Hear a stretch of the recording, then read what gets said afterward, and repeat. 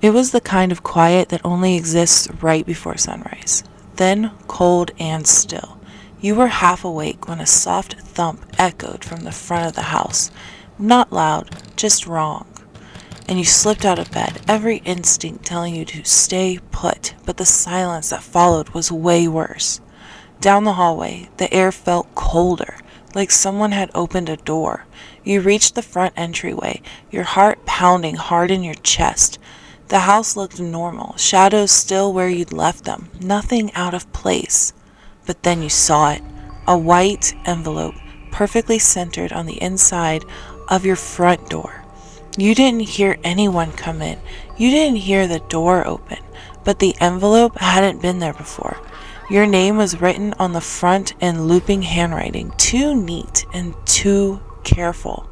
Your fingers shook as you opened it. Inside was a single piece of paper. No greeting, no signature, just 8 words. I love watching you when you don't know.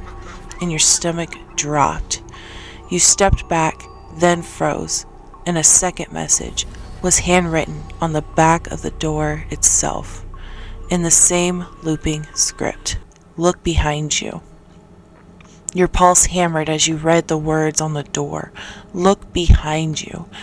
You didn't move at first. You couldn't. The house was too quiet. So quiet you could hear the low hum of the refrigerator and your own shaky breathing.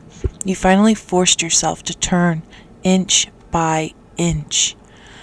No one was there, but something had changed. A second envelope now sat on the floor, halfway down the hallway where you had just walked.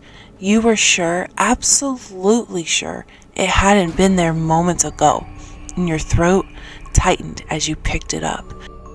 Inside was a Polaroid photo, and it was you, standing in the hallway.